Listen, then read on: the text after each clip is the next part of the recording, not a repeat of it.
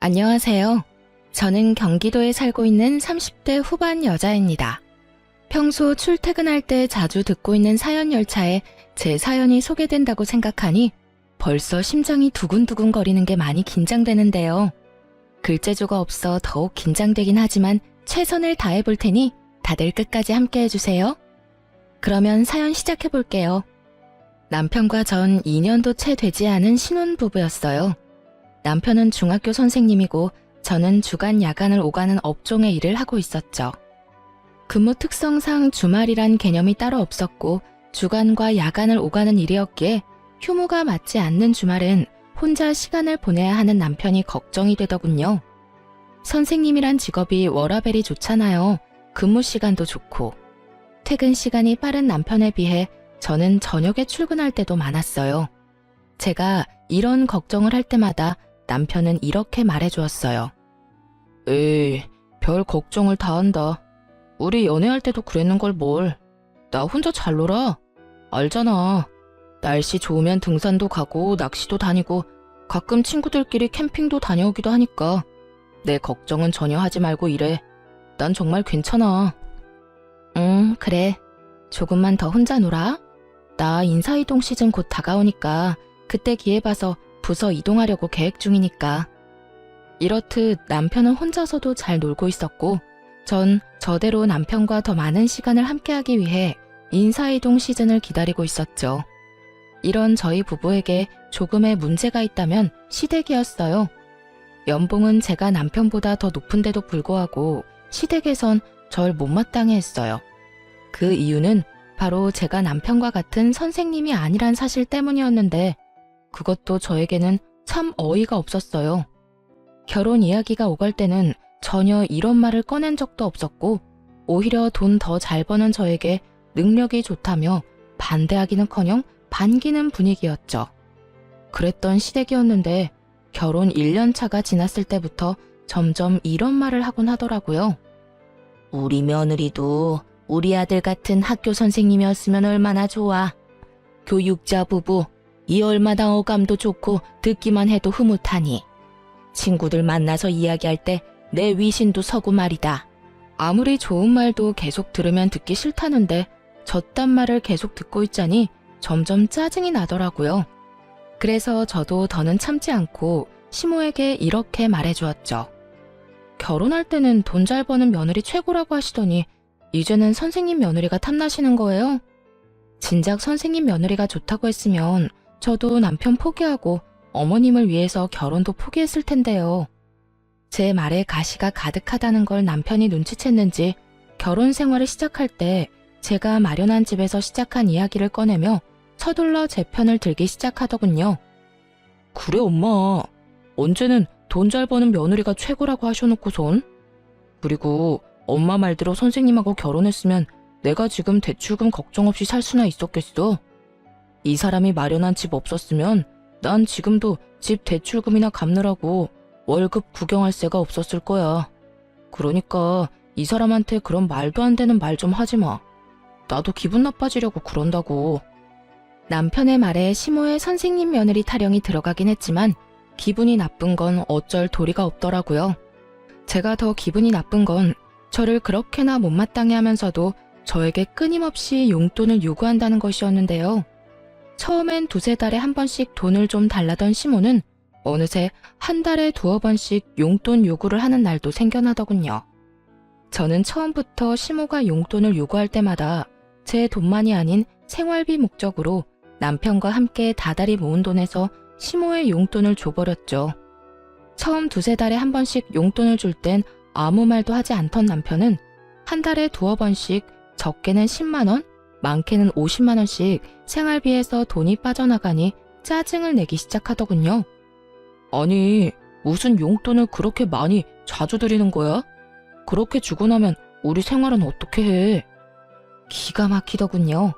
제가 친정에 흥청망청 돈을 쓰는 것도 아니고 다름 아닌 시댁에 주는 돈을, 그것도 오롯이 남편 돈만이 아닌 제 돈도 포함된 생활비에서 주는데 저에게 짜증을 내니 기가 막히고도 남을 상황이었죠. 여보, 이 돈 내가 친정에 주는 돈이라고 착각이라도 하고 있는 거야? 그 돈 당신 집에 주는 거야. 그것도 내가 먼저 챙겨드린 것도 아니고 어머님이 이런저런 핑계 대면서 돈 달라고 하도 성화를 부리셔서 준 거라고. 지금 짜증낼 사람은 당신이 아니라 나인 거 몰라? 우리 생활비는 당신 돈 내 돈 합쳐서 쓰는 건데 그 돈에서 어머님 드리는 거라고. 그리고 지금 짜증을 낼 대상이 이상하다고 생각 안 해? 내가 아니라 어머님한테 짜증내든 화를 내든 하란 말이야. 어머님이 달라고 하는데 내가 어떻게 딱 잘라서 안 된다고 그러냐고. 아무리 그렇다고 해도 안 되는 건 안 된다고 해야지. 당신은 그런 말도 못해서 어쩌려고 그래? 어떤 날은 치과에 간다고 돈 달라 그러시고 어떤 날은 친구 만나러 가는데 돈이 없다고 돈 달라 그러시는데 어떻게 못 준다고 그래. 그렇게 말하는 당신이 못 준다고 그러면 되겠네. 남들이 들으면 내가 친정부모님께 용돈 퍼다 주고 있는 줄 알 거다. 지금 이 상황에선 당신이 나한테 짜증을 낼 게 아니라 나한테 미안해해야 하는 상황이라고. 생활비에 내 돈도 들어간 거 잊었어? 왜 나한테 짜증을 내? 내가 언제 짜증을 냈다고 그래. 아유, 됐어. 내가 알아서 할 테니까 당신은 아무 말도 하지 말고 있어. 남편은 제 말에 기분이 상해버렸는지 사과 한마디 없이 본인이 알아서 하겠다곤 해버리곤 대화를 끝내버리더군요. 그 후 시모의 용돈 요구는 없어졌지만 다른 식으로 저를 괴롭히기 시작했어요. 당시 시댁에선 아침부터 적어도 5첩밥상 이상을 차려 먹는 집안이었는데 제가 야간을 하고 퇴근하는 아침이라든지 피곤함이 절여있는 휴일날엔 어김없이 연락이 와 아침을 차리라는 말도 안 되는 요구를 하기 시작하더라고요. 처음 한두 번이야 시모가 많이 아프다고 하니 가서 차려드렸지만 막상 시댁에 가보면 시모의 상태는 저보다 더 팔팔해 보였고 이런 말도 안 되는 요구를 따라주면 안 되겠다 싶었어요. 그날도 전 야간을 하고 퇴근하고 있었고 시모에게선 또 연락이 와 시댁으로 오라고 하더군요. 일 끝났지? 오늘도 우리 집에 좀 들렀다 가려무나. 왜요? 또 손가락 하나 까딱할 힘도 없이 편찮으세요? 그래, 나이가 들어서 그러는가 요즘엔 아침만 되면 힘도 없고 몸도 안 쑤시는 데가 없는 게 컨디션이 영 말이 아니야. 그러니까 얼른 와서 아침 좀 차리려무나. 어머님, 매번 편찮으시다고 해서 가보면 저보다 혈색이 더 좋으세요. 아프고 피곤한 걸로 치면 제가 어머님보단 한 수 위인 것 같은데 그러지 말고 어머님이 저희 집에 좀 와서 아침밥 좀 차려주시면 안 될까요? 저는 5첩 밥상까지는 바라지도 않고 그저 죽 정도면 되는데요. 소화도 잘 되고 먹고 빨리 잘 수도 있고 말이에요. 저는 작정을 하고 시모의 요구에 답을 하고 있었고 시모는 이런 저의 말에 화가 났는지 언성을 높이기 시작하더라고요. 뭐야? 너 지금 이 시어머니한테 네 아침 밥상이나 차리라 이거니? 나 컨디션 안 좋다는 말은 어느 귓구멍으로 들은 게야? 어머님도 아시다시피 저는 방금 전까지 밤새도록 일하다 왔는데 그 컨디션은 제가 더 안 좋지 않을까요? 그러니까 제 밥상 차려주실 거 아니면 앞으로 이런 전화 하지 마세요. 저도 며느리이기 전에 사람이고 저도 힘들고 피곤한 거 알아요. 그러면 저 진짜 너무 많이 피곤해서 전화 끊을 테니 정 몸이 힘드시면 시켜 드세요. 들어가세요.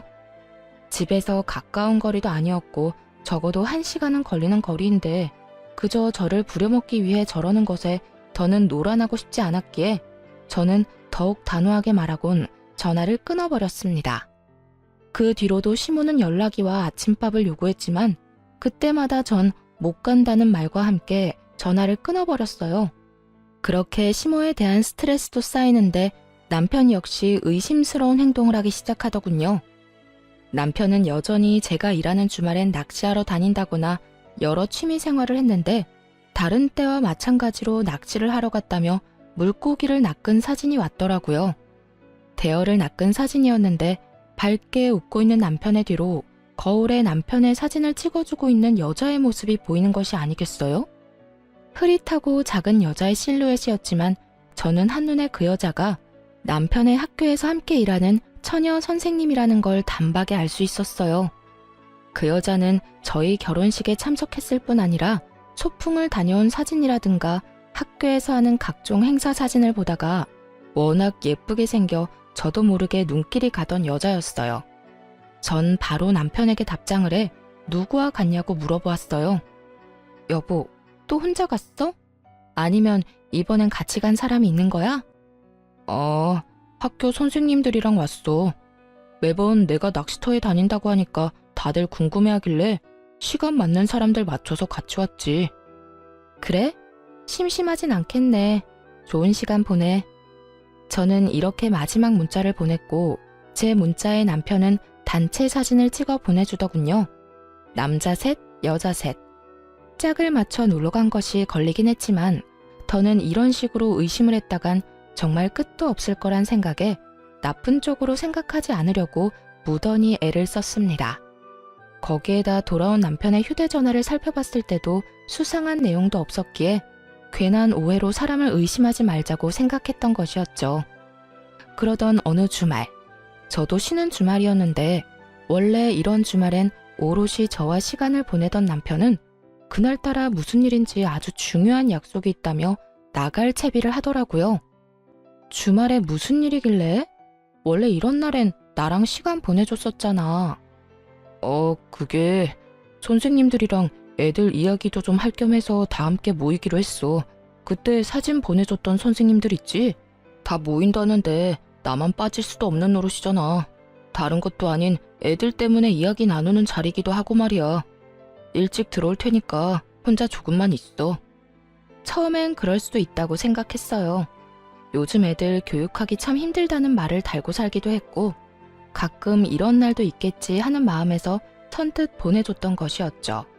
하지만 그런 날들이 많아지는 것도 모자라 평일조차 남편의 귀가 시간이 늦어지며 술에 취해 들어오는 날이 잦아져 결국 전 남편에게 한 소리 하게 되었어요. 여보, 정말 해도 해도 너무한 거 아니야? 요즘 왜 이렇게 늦어? 주말이고 평일이고 할 것 없이 너무 늦잖아. 당신이야말로 너무한 거 아니야? 난 당신 일 때문에 나랑 시간 못 보내는 것도 당신 편의대로 다 맞춰서 다 이해하고 혼자만의 시간도 척척 잘 보내는데 당신은 이런 것도 이해 못 해줘? 내가 선생님들 만나서 노는 것도 아니고 다 일의 연장 아니야. 나라고 뭐 좋아서 이러는 줄 알아? 당당히도 저딴 말을 하는 남편을 보는데 절로 콧방귀가 다 나오더라고요. 일의 연장이라는 사람이 짝 맞춰서 낚시 다니고 캠핑 다니고 허구한 날 술 마시러 다니는 게 말이나 된다고 생각하세요? 제가 본 남편은 그저 늦바람이 난 사람처럼 노는 것에 환장한 사람처럼 보였고 전 제가 느끼는 그대로 남편에게 말해주었어요. 일의 연장? 일한다는 사람이 낚시 다니고 캠핑 다니고 하루가 멀다고 술 마시고 다니는가 봐. 그걸 누가 믿어? 지나가는 사람 아무나 붙잡고 물어봐. 누가 그렇게 생각이나 해주는가? 열이면 열, 백이면 백. 젊은 사람들끼리 모여서 놀러 다니는 거라고 할 거라고. 나는 안중에도 없고 그저 그 선생님들이랑 시간 보내느라 바쁘잖아 요즘. 당신이 내 입장이면 섭섭하지 않겠어? 난 어찌되었든 이렇게까지 자주 모여 놀러 다니는 것도 싫고 하루가 멀다고 술 마시고 늦는 것도 싫어. 당신이 싫다고 하면 내가 안 해야 해? 그리고 섭섭? 당신 말 한 번 잘했다. 나도 섭섭했어. 당신이 일한다고 나 혼자 집에 있을 때 나도 섭섭했다고. 이거 왜 이래? 그리고 내 일은 내가 알아서 할 테니까 나한테 잔소리하지 마. 당신 눈엔 내가 놀러 다니는 걸로 보일지 몰라도 난 낚시 다니고 캠핑 다니면서 선생님들이랑 깊은 대화도 많이 하고 애들 이야기도 많이 해서 도움이 많이 된다고.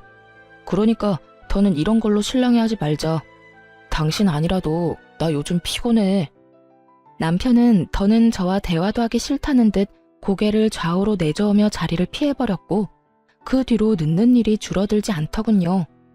그때까지만 해도 남편의 외도 사실은 전혀 상상치도 못했던 일이었기에 더는 우리 사이가 멀어지는 것이 너무나도 싫었던 저는 어떻게 해서든 잘 살아보려고 애썼어요.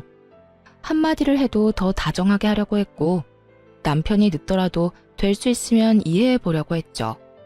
그럼에도 남편은 점점 더 멀어지는 느낌이 들었고 전 남편과의 관계 개선을 위해 남편이 운동을 간 헬스장으로 간식을 싸들고 찾아가게 되었죠.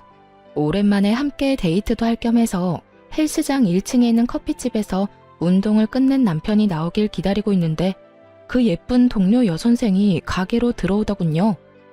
우연이라고 하기엔 그 모든 상황이 의심스러웠던 저는 황급히 여선생의 눈을 피해 구석진 자리로 피했고 얼마 지나지 않자 남편이 카페로 들어와 여선생의 맞은편에 앉았어요. 그 후 100% 정확하게는 듣지 못했지만 웃으며 나누는 대화와 서로의 머리카락을 만져주는 모습 등 다정한 연인의 모습과 다름이 없는 두 사람의 행동에 남편의 외도를 확신하게 되었습니다. 자기야, 여기. 왜 이렇게 빨리 왔어? 오늘 운동 길게 한다더니. 자기가 여기까지 왔다는데 내가 운동이 되겠어? 자기 밑에서 기다린다는 연락 받자마자 씻고 내려왔지.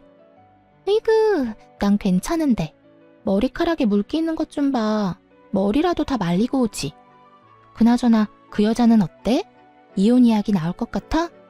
우리 집에서 요즘 난리야. 만나는 사람 있으면 빨리 데리고 오라고. 곧 이혼 이야기 나올 것 같아. 나도 집에서 말 한마디 걸지도 않고 묻는 말에 대답만 하고 있거든. 집사람은 어떻게 해서든 풀어보려고 했는데 내가 반응이 없으니까 점점 지치는 눈치더라고. 정말? 다행이다. 그러면 우리 집에는 조만간 인사 온다고 할게. 그런 줄 알고 자기도 옷도 새로 좀 사고 미용도 좀 하고 해. 우리 아빠 깔끔한 거 좋아하셔. 양복도 싸구려 말고 가격대 좀 있는 거 사 입고. 걱정하지 말고 날짜 정해지면 이야기나 해줘. 정신이 멍해지더라고요. 아무리 우리 사이가 멀어졌다고 한들 결혼한 지 얼마나 됐다고 벌써부터 다른 여자들 만나나 싶기도 했고 내 눈앞에 펼쳐진 현실이 꿈이길 바라고 또 바라기도 했고요. 거기에다 단순한 외도라고 해도 정신이 나갈 지경인데 아예 저와 이혼을 하자마자 재혼까지 할 생각을 하고 있다니 정말 하늘이 노랗더라고요. 하지만 가혹한 현실은 모든 제가 처한 사실이었고 그 자리에서 두 사람에게로 다 뒤집어 엎어버리고 싶은 걸 겨우 참고 집으로 돌아왔어요. 그날 밤 몰래 남편의 휴대전화를 살펴본 결과 여전히 남편의 휴대전화는 깨끗했고 전 잠든 남편의 차 열쇠를 찾아 블랙박스를 살펴보았어요. 휴대전화는 다 지웠더라도 블랙박스는 어찌하지 않았겠지 싶었거든요. 아니나 다를까 남편의 블랙박스는 모두 외도 증거를 담고 있었고 온갖 충격적인 대화가 다 녹화되어 있더라고요. 자기야, 다음 주에는 선생님들한테 캠핑 가자고 하자. 어차피 다들 1박 안 한다고 하니까 나도 같이 집으로 가는 척하고 돌아오면 돼. 그래, 자기가 캠핑이 좋다고 하면 캠핑하러 가면 되지. 그나저나 나 이혼하면 자기랑 재혼쯤은 언제쯤 하는 게 좋을까? 너무 빨리 하면 다들 보는 눈이 곱지 않을 것 같은데. 타이밍 보고 될 수 있으면 빨리 하면 되지. 남일 3일이면 다 잊는다고? 자기 이혼한 것도 우리 재혼하는 것도 며칠 못 가 다 잊힐걸? 일단 이혼이나 해. 이혼만 하면 자기는 탄탄대로야. 우리 아빠 탱탱학교 교장 선생님인 거 알지? 인맥도 장난 아니고 그만큼 파워도 장난 아니야. 일단 이혼하고 우리 집에는 자기 초혼이라고 속이고 재혼부터 빨리 하면 돼. 그리고 아기도 빨리 가지고 말이야. 역시 우리 자기 똑똑하다니까. 그런데 재혼 사실 숨겨도 되겠어? 나중에 들키기라도 하면 큰일 날 텐데. 자기랑 나랑 조용하고 있으면 누가 알겠어. 그리고 나중에 혹시나 하는 상황 때문에 아기부터 빨리 낳자는 거야. 설마 애까지 낳았는데 우리 아빠가 이혼하라고 하시겠어? 속이는 게 마음에 걸리긴 하지만 자기 재혼이라는 사실 우리 아빠가 알기라도 하면 결혼 승낙은커녕 얼굴도 안 본다고 하실걸? 하긴 자기가 나 때문에 고생이 많네. 어찌되었든 고마워. 난 이제 자기 덕분에 탄탄대로 꽃길만 걷겠네. 당연하지. 나한테 잘해? 들어보니 두 사람은 무리지어 다니며 다 같이 1박까지 한 것이 아니라 남편은 낚시터나 캠핑장에 계속 있고 상간녀는 무리와 함께 집으로 돌아가는 척을 하다가 다시 돌아와 남편과 시간을 보내는 방법으로 둘만의 시간을 보냈던 것이더라고요. 이로써 이혼에 필요한 증거들은 모아졌고 전 복수를 계획하게 되었습니다. 두 사람의 대화를 들어봤을 때 상간녀의 아빠는 옆 동네 사립고등학교 교장 선생님으로 교육자 집안에 꽤 집착하는 걸로 보이더군요. 남편 역시 상간녀가 젊고 어린 것도 있지만 이런 상간녀의 조건 때문에 더욱 상간녀에게 잘 보이려 애를 쓰고 있더라고요. 두 사람은 저와 이혼을 될 수 있으면 빨리 한 후 재혼 역시 서두를 생각을 하고 있었고 그렇게 자신들의 앞날은 꽃길일 거라 확신하고 있었죠. 전 이 모든 걸 산산조각 내줘야겠다고 생각했고 저의 계획은 바로 다음 날부터 시작되었어요. 전 우선 블랙박스 복사본을 상간녀의 아빠 학교로 보내버렸어요. 상간녀가 워낙 자랑스럽다는 듯 학교 이름을 언급해주는 바람에 쉽게 복사본을 보낼 수 있었죠. 그 다음 복사본은 남편과 상간녀가 일하는 학교 교장실로 보내버렸어요. 퀵 배달 기사분이 친절하게도 직접 교장 선생님께 전달을 해주었다는 연락까지 주셨고 전 별다른 걱정 없이 집에서 두 사람을 기다리고 있었죠. 학교 점심시간이 되자 두 사람은 득달같이 집으로 왔고 저를 향해 온갖 비난의 말을 쏟아내기 시작하더군요. 여보세요? 당신 남편 바람 피우고 있는 걸 알았으면 조용히 이혼이나 할 것이지. 학교 교장실로 그런 걸 보내면 어쩌자는 거예요. 다 같이 망하자는 거야 뭐야? 일에서 못 배운 것들은 상종하면 안 되는 건데 굳이 이렇게까지 해서 내 앞길을 막았어야 했어요? 나도 배울 만큼 배웠고 나도 좋은 대학, 좋은 성적으로 졸업했어. 그리고 진짜 상종 못할 인간은 너 아니니? 남의 남편이랑 노란한 주제에 뭘 잘했다고 여기까지 찾아와서 큰 소리야? 불륜이나 저지른 주제에 앞날이 창창할 줄 알았니? 남편 간수 똑바로 안 한 사람이 잘못이지 내가 잘못인가요? 그리고 내 앞날은 이까진 일로 안 무너져요. 우리 집이 어떤 집인데 이까짓 학교 그만두고 다른 학교 다시 다니면 되거든요? 어디 비빌 언덕 없는 자기랑 같은 줄 아나? 상간녀는 시골에 계시는 저희 부모님과 자신의 부모를 비교하며 비아냥거리기 시작했고 남편 역시 그런 상간녀의 편을 들며 저를 나무라기 시작하더군요. 그러니까 당신이 그런 짓 한다고 해서 복수가 될 것 같아? 우리가 당신 뜻대로 무너질 것 같아? 얼마나 보고 배운 게 없으면 그딴 교양 없는 짓거리를 해. 오늘 우리가 얼마나 개망신당한 줄이나 알아? 정말 누가 할 말을 누가 하는 것인지 알 수가 없는 상황이더군요.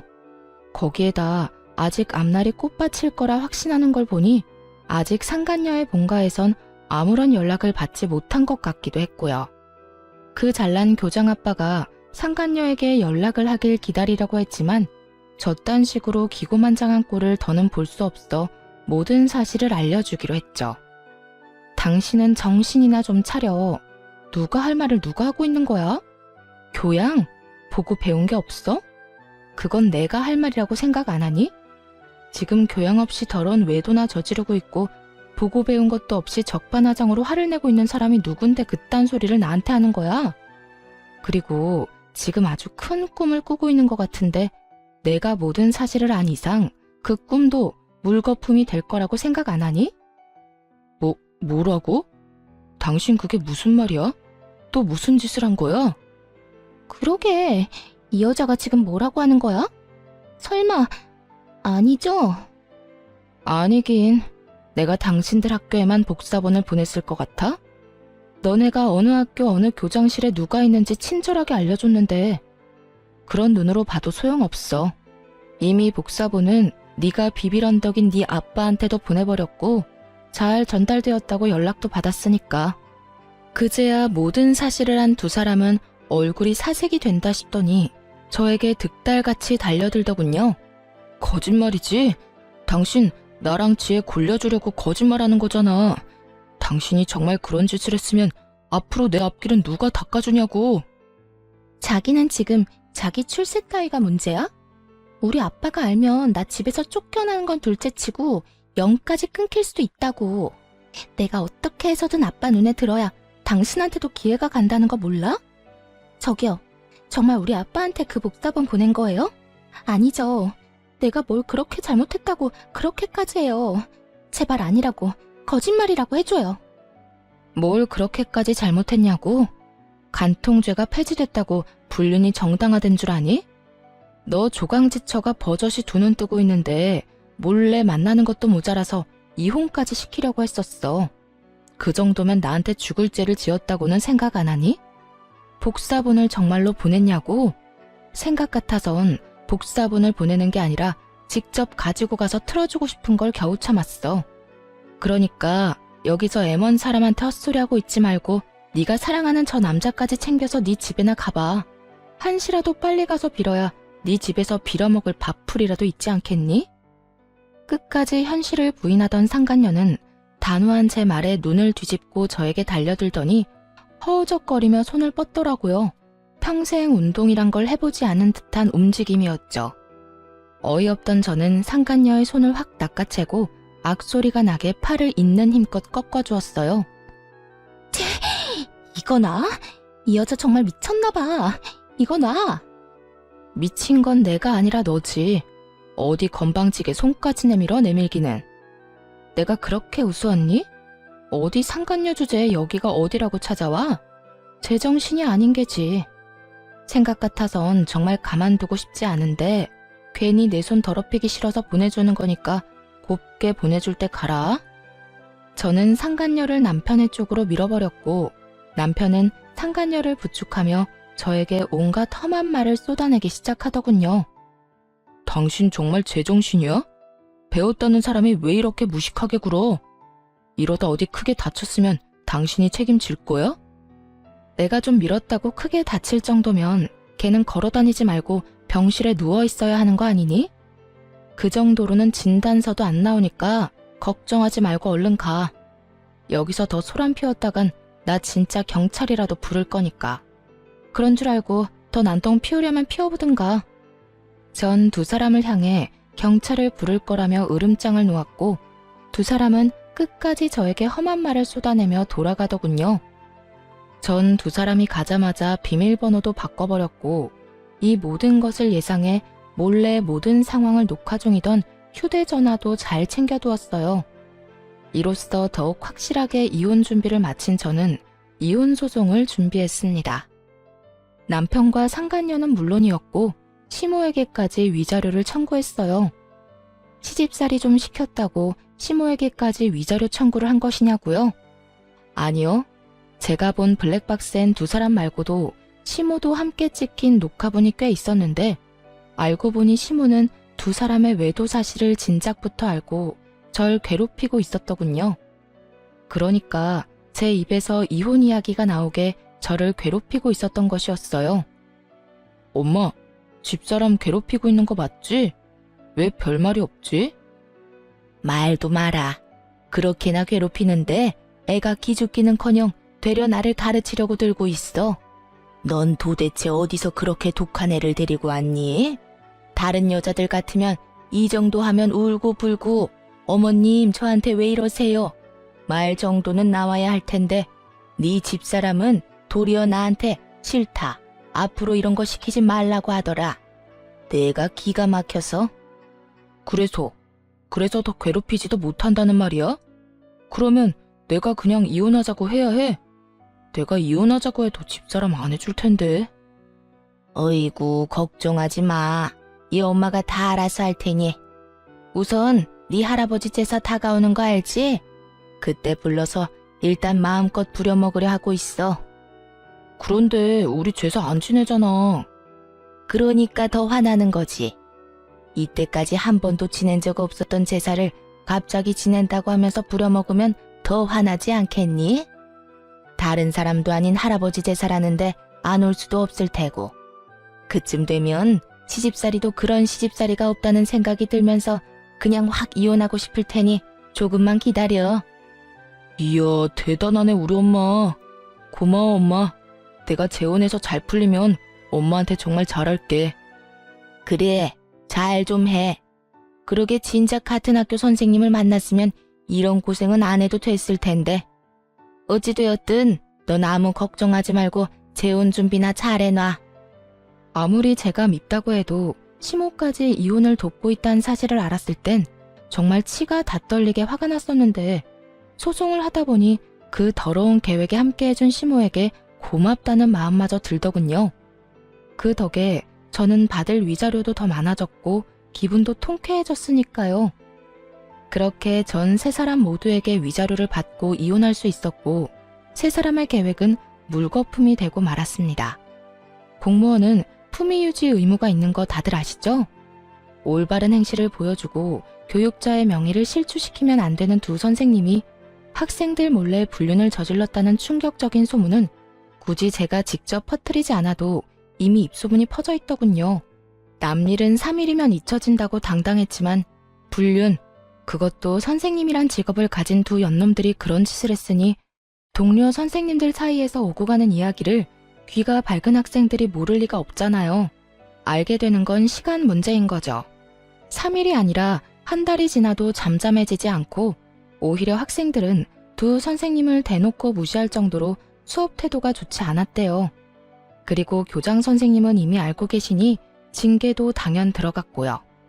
그렇게 전 남편과 상간녀는 학교에서 쫓겨난 것은 물론이었고 전 남편의 앞길에 꽃가루를 뿌려줘야 할 상간녀의 본가에서도 처참하게 쫓겨났다고 하더군요. 전 시모는 빚을 내서 저에게 위자료를 준 것도 모자라 선생님 아들과 선생님 며느리가 아닌 백수 아들과 백수 며느리를 꼼짝없이 데리고 살아야 하는 상황이라고 하더군요. 그렇게 자랑스럽게 여기던 아들이 순식간에 백수 이혼남이 되었으니 전 시모는 아주 억장이 무너졌는지 골골거리며 누워 지낸다더군요. 그 후 별다른 소식을 듣지 못하고 살았는데 1년 남짓 지났을 무렵 전 남편에게 울면서 연락이 왔더라고요. 여보, 나야. 잘 지내? 미쳤어? 여보라고? 혹시 너 치매 걸렸니? 우리 사이가 아직 혼인관계라고 착각하는 건 아니지? 갑자기 전화해서 왜 우는 소리야? 그게 그 여자 도망갔어.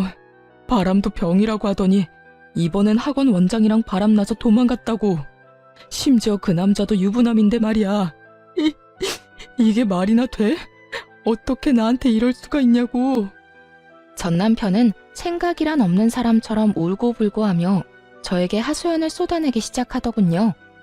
들어보니 학교에서 쫓겨난 두 사람은 학원가를 전전하며 취업 자리를 알아봤지만 불륜 딱지가 제대로 붙어버린 두 사람의 취업은 쉬운 일이 아니었죠. 그러는 와중 상간녀는 학원에 취업이 되었는데 그 원장과 바람이 났고 그 원장 역시 유부남인데 바람이 나서 도망을 갔다며 하소연하는 전 남편을 보니 참 한심하다는 생각이 들더군요. 너야말로 참 가지가지한다. 네 부인이 다른 유부남이랑 바람나서 도망간 이야기를 왜 나한테 하는 거야? 그렇게 친구가 없니? 내가 무슨 네 친구쯤으로 착각하는 것 같은데 나 네 친구 아니고 너 새끼랑 이혼한 전 부인이야. 그것도 네가 바람 피워서 헤어진 전 부인. 제가 호통을 쳐대자 전 남편은 그제야 정신이 조금 돌아왔는지 우는 소리를 멈추고 저에게 사과를 하기 시작하더군요. 이혼하는 그 순간까지 단 한 번도 한 적이 없던 사과를 말이죠. 미안해. 내가 정말 미쳤었나 봐. 당신도 알다시피 우리 집도 나한테 큰 도움이 되는 집도 아니었고 그렇다 보니 그 여자 배경에 혹해서 나도 모르게 그런 결정을 내렸었어. 지금 와서 생각해보니까 내가 당신한테 정말 하면 안 되는 짓을 했다 싶어.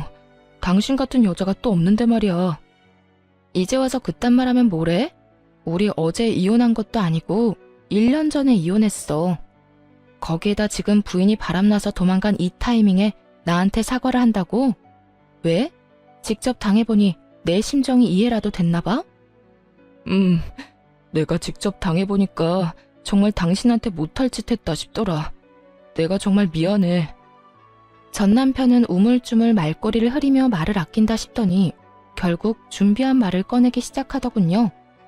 그래서 하는 말인데 우리 다시 시작하면 안 될까? 뭐라고? 나보고 네 상간녀를 하란 이 말이니? 왜? 네 와이프 바람난 꼴 보니까 너도 외도라도 저지르고 싶니? 아니, 그런 게 아니라 내가 다 정리하고 당신한테 갈 테니까 새 출발하자는 말이야. 당신이 다 용서하고 나 받아주면 나 정말 잘하면서 살게.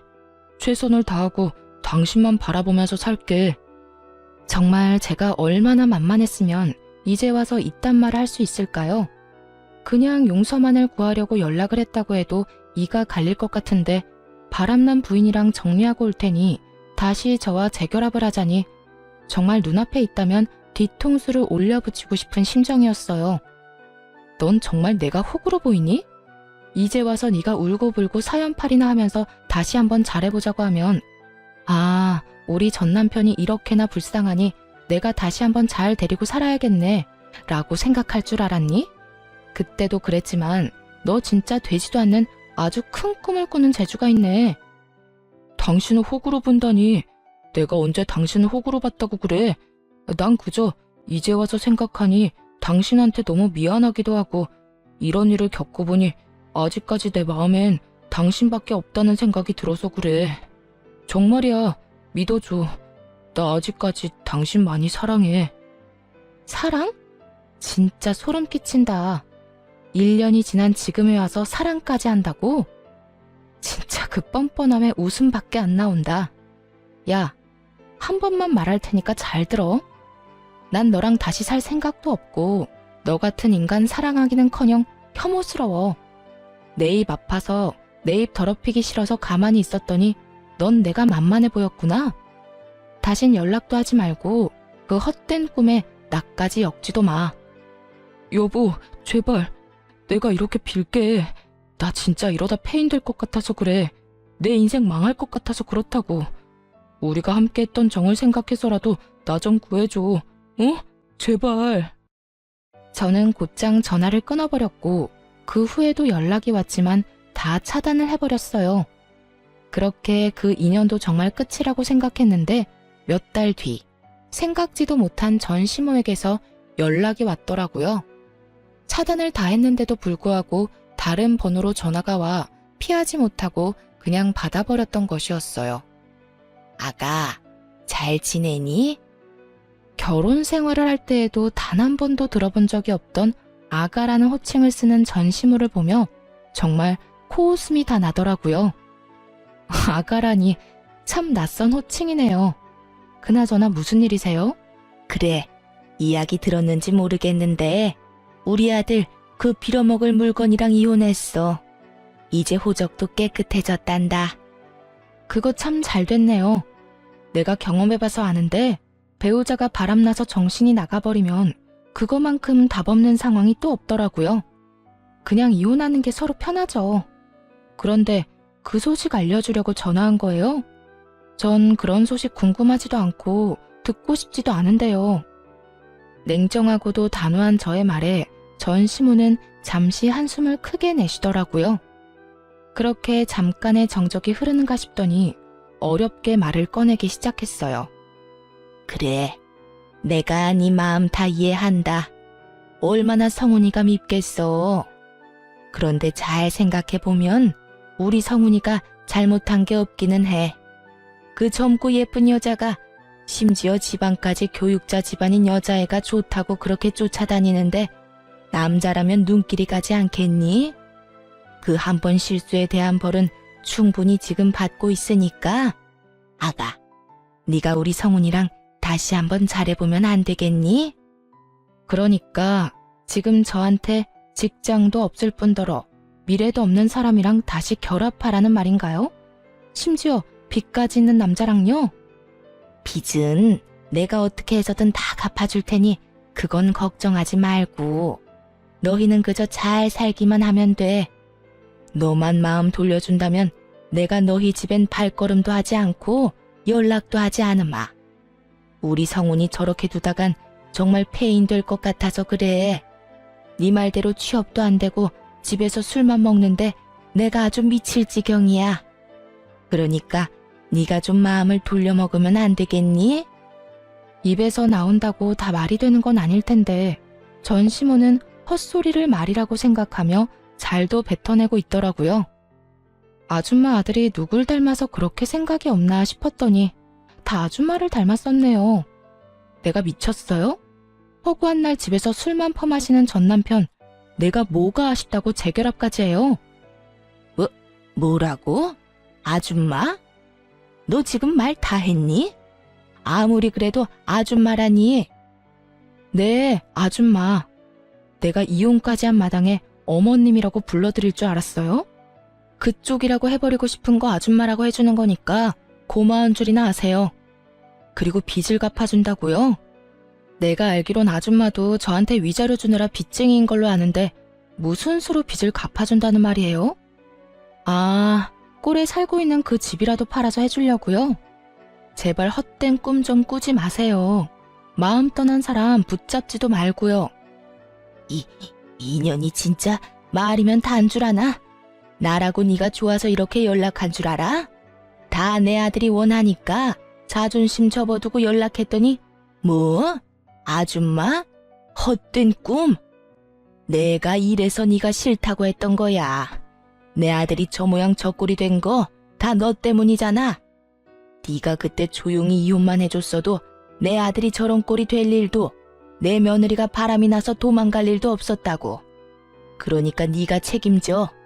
재결합할 게 아니면 돈이라도 내놓으란 말이야. 나하고 내 아들이 준 위자료 다시 다 토해내. 그걸 왜 내가 책임져야 해요?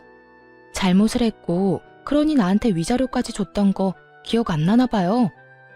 아줌마 아들이 그렇게 된 거나 아줌마 꼴이 그렇게 된 거나 다 그쪽들 책임이지 내 책임 아니라고요. 그게 왜 우리 책임이야? 내가 말했지. 네가 순순히 이혼만 해줬으면 이런 일 없었다고. 네가 그런 것만 안 보냈어도 이런 꼴은 당하지 않았다고. 그러니까 돈 내놔. 돈 내놓으면 더는 귀찮게 하지 않을 테니 돈 내놓으라고. 전 시모는 정신줄을 놓아버린 사람처럼 정신 나간 말을 하기 시작했고 더는 통화하고 있을 이유가 없어 보이더라고요. 이혼까지 한 마당에 가족도 뭣도 아닌 사람에게 욕을 들을 필요도 없었고요. 아줌마, 요즘엔 욕도 조심해서 해야 하는 거 모르는가 봐요. 지금 통화하는 거 다 녹음 중이거든요. 이거 내가 경찰서에 가지고 가서 신고하면 아줌마 또 벌금 내야 한다고요. 그렇게 자랑스럽던 아들 술값 되는 것도 힘들 텐데 어디 벌금까지 내게 해줄까요? 뭐야? 너 이 고약한 거 사. 나는 고약하기만 하지 당신네들은 고약한 걸 넘어서 파렴치하다고요. 그러니까 더 험한 꼴 보기 싫으면 나한테 연락해서 이딴 말 좀 하지 마세요. 사람이라면 양심이 있어야지. 이혼한 지가 언젠데 연락해서 재결합하라 마라 부탁질이에요. 다시 연락하면 정말 경찰서에서 뜨거운 제외하게 될 테니 그런 줄 알고 끊어요. 저는 전화를 끊어버렸고 그 번호 역시 차단을 해버렸어요. 끝까지 구질구질한 것을 넘어 양심도 없던 그 지긋지긋한 인연과도 그렇게 끝이 났습니다. 그 후 저는 아예 회사를 옮겨버렸어요. 제가 기다리는 인사이동은 되지 않았고 더는 주야간을 오가기 싫어 새 출발을 할 겸 아예 회사를 옮겨버렸어요. 그렇게 5년이란 세월이 지났네요. 저는 어느새 30대 중반을 넘어 40에 가까워지는 나이가 되었고 이직한 회사에 잘 적응하며 진급을 앞두고 있어요. 그리고 또 좋은 소식이 있는데요. 아마도 제가 결혼을 할 것 같네요. 지금 다니고 있는 회사에서 좋은 사람을 만나게 되었고 결혼을 전제로 한 만남을 2년째 이어나고 있어요. 아무래도 이혼이라는 경험이 있어 경계심이 심했던 저에게 끝없는 사랑과 마음을 보여준 멋진 남자예요. 이 남자가 제게 고백을 했는데 차마 제가 마음을 열지 못하고 있을 때 이런 말을 하더라고요. 어떤 일이 있었는지 자세히는 알지 못하지만 전 전에 만났던 그 못난 놈과는 다릅니다. 바람 같은 거 절대 피우지도 않을 거고 절대 배신 같은 것도 하지 않을 거예요. 그러니까 제가 싫으신 게 아니라면 저한테도 기회를 주세요. 일단 곁에 두시고 제가 어떤 사람인지 보여드릴 기회라도 주세요. 그렇게 곁에 둬보고도 제가 아니라고 하면 저도 군말 없이 물러나겠습니다. 이렇게까지 말하는 남자친구를 보며 저는 일단 곁에 두고 지켜보기로 했고 그렇게 연애하는 내내 한결같은 남자친구의 모습에 진지한 만남을 이어가게 되었어요. 다행스럽게도 남자친구의 집에서도 이런 저를 어여쁘게 여겨주고 계세요. 많이 걱정했었는데 예비 시부모님 모두 참 인자하고 좋으신 분들이더라고요. 조만간 나를 잡을 예정인데 제가 애정하는 채널에서 저의 마음 아팠던 과거를 훌훌 털어내버리고 새 출발해보려고 합니다. 지금은 한결같은 사람이 앞으로 한평생을 한결같으리라는 보장이 없긴 하지만 적어도 전 남편과는 다른 남자라는 걸 확신할 수가 있네요. 저 역시도 안일하게 행동하지 않고 남편을 위해 노력하며 우리의 행복을 위해 잘 살아보려고요. 두 번의 실패는 하지 않도록 다들 응원해 주실 거죠? 사연을 들으시는 모든 분께도 아낌없는 응원을 보내며 저는 이만 물러가 볼게요. 긴 글 함께 해주셔서 감사합니다. 다들 행복하세요.